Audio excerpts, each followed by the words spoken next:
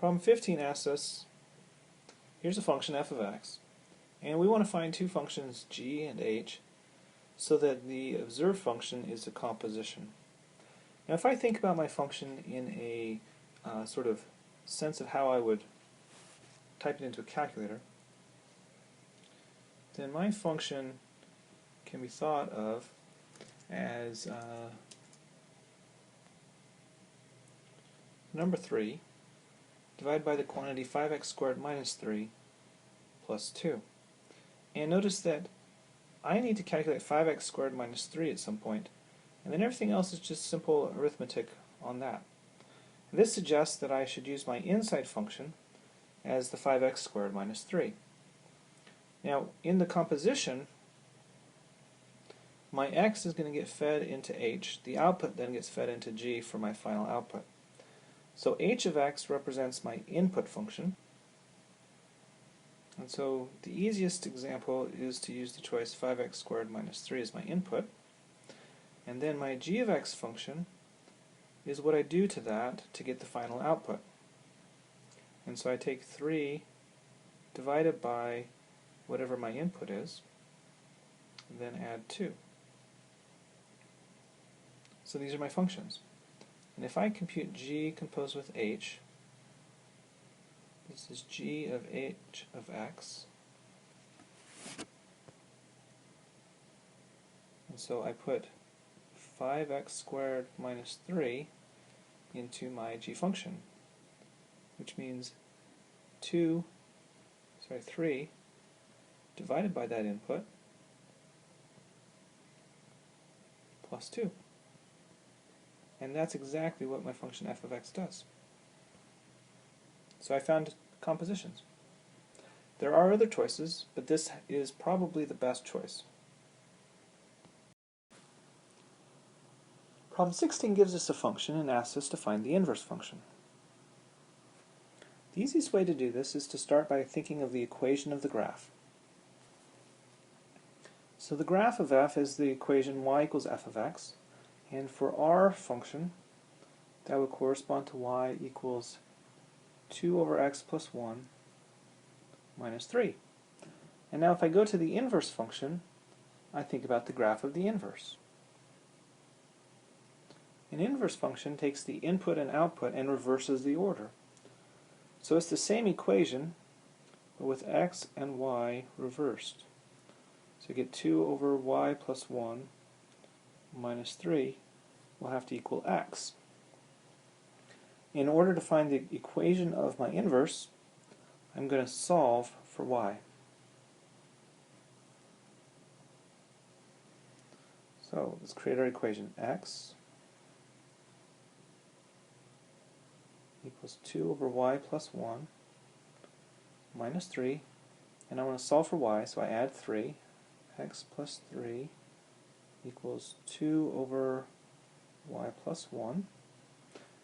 I need to get rid of my fraction, so I'll multiply both sides by y plus 1, so I get x plus 3 times y plus 1 equals 2. And while I'm here, I might as well divide this x plus 3 back to the other side.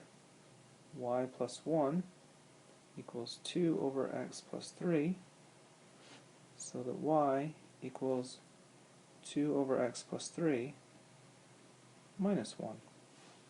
Since I've solved for y, this must equal my inverse function.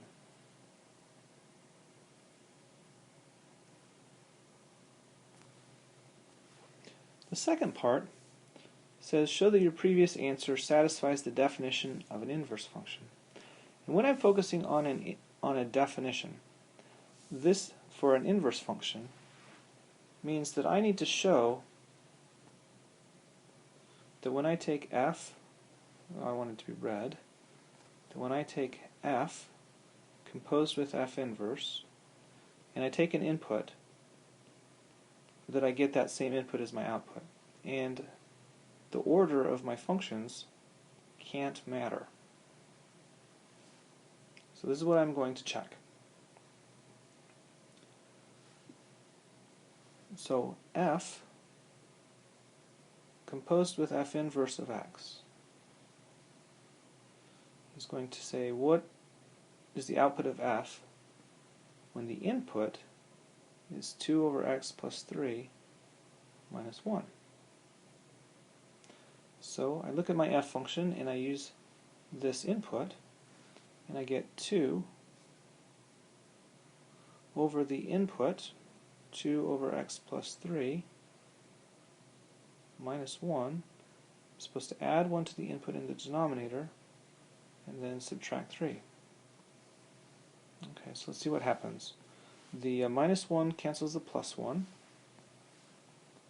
which leaves me 2 divided by the fraction 2 over x plus 3, and I'm supposed to subtract 3. If I want to divide by a fraction, I need to multiply by the reciprocal, so it's 2 times x plus 3 over 2. Subtract 3. Now the 2's cancel, and I'm left with x plus 3 minus 3, and that gives me the value of x.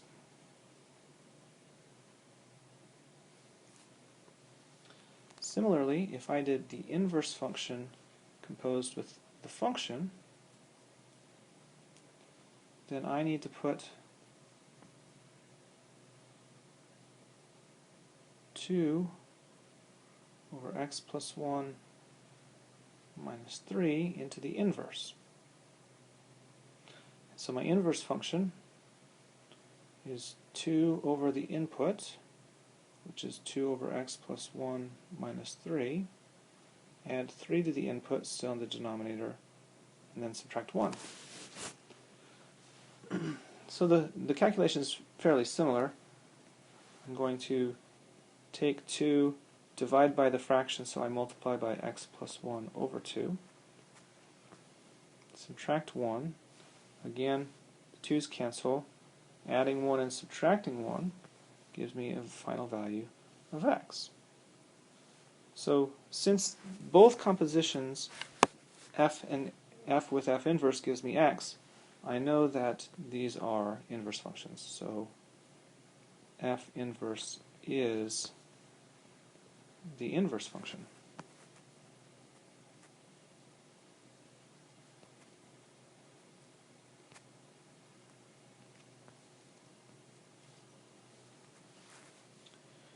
To find the domain of f, we look at the formula for f and identify what possible problems could be. So it's 2 over x plus 1 minus 3, and there's a division. So I need to be sure that my division makes sense. X plus 1 cannot equal 0. And when I solve that, I discover that my x cannot equal negative 1, which gives me a set written in interval form, everything but negative 1. So negative infinity to negative 1 union negative 1 to infinity. If I want to find the range of my function, because it has an inverse, the range of f is the same as the domain of the inverse. So I can do the same thing. I take the set of all values so that the inverse function is defined, and that requires that x plus 3 is not equal 0.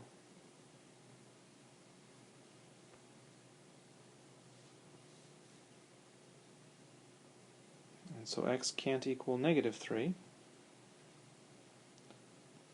The domain of the inverse function is negative infinity to negative 3 union negative 3 to infinity, and that is also the domain of my function.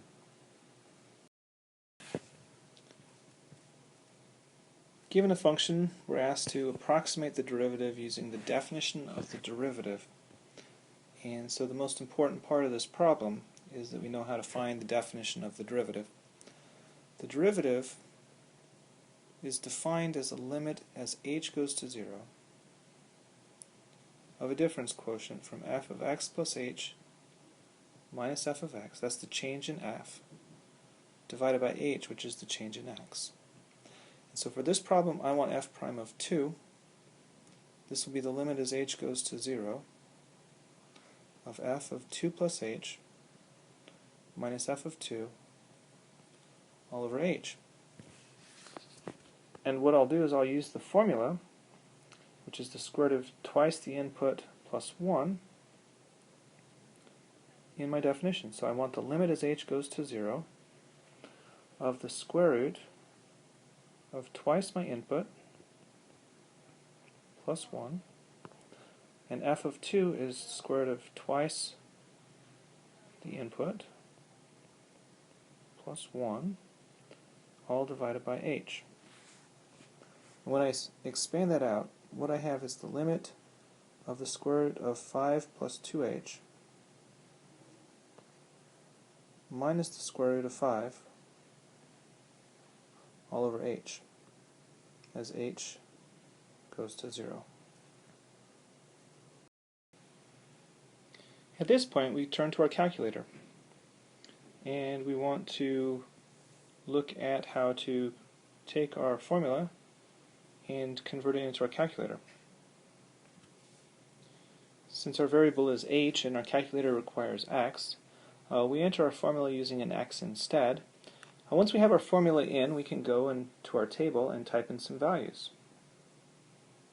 So here I've typed in values close to h equals 0.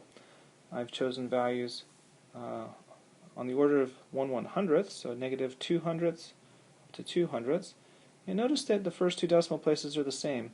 My value is approximately 0.44 something, and it's going to be between 0.44677 and 0.44766.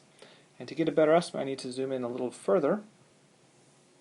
So I've gone to the level of 10,000ths, and now I've done negative 2 10,000ths up to 2 10,000ths, and notice that the first four decimal places are all the same. And what this suggests to me is that my limit is approximately 0.4472, and it's either the next digit's either a 1 or 2, but I can't tell yet. Now on your written work, since you can't put pictures of your calculator in, what I would want is a summary table. So for example, copy in a table of the values where you were able to get enough decimal values.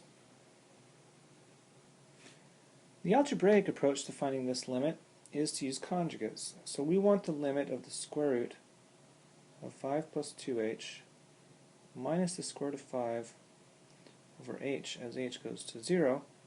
And the square roots are what make my algebra hard to do. So I'm going to multiply by a fraction that uses the conjugate of this numerator. So here I have a square root involving subtraction. So square root of something minus the square root of something else. And I'll write the same square roots, 5 plus 2h inside 1, but instead of subtracting, I add the square root of 5. And I need to do top and bottom, so multiply and divide by the square root of 5 plus 2h plus square root of 5.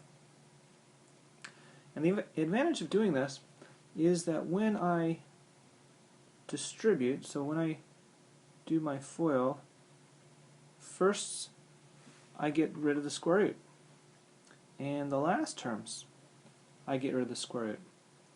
But when I do the inside and outside terms, I get cancellation, and that's what the conjugate allows me to do.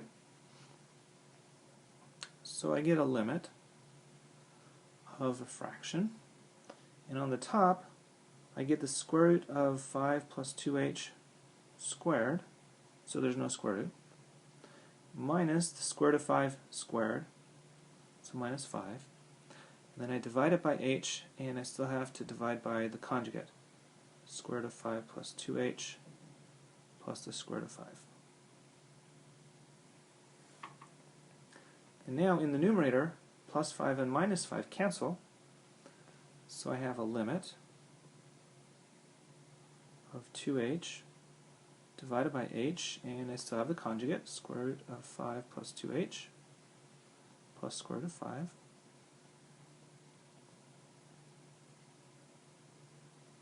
And now the h's cancel. My limit had h go to 0. And so I'm taking a limit, h goes to 0, of 2 over the square root 5 plus 2h plus the square root of 5. So the h goes to 0,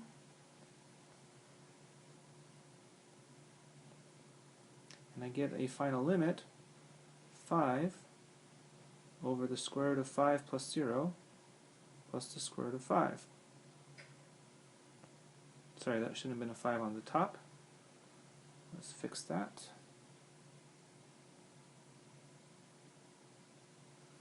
It should have been a 2. So I get 2 divided by 2 square roots of 5, which is 1 over the square root of 5. And if I look on my calculator, what is 1 divided by the square root of 5? I get 0.444721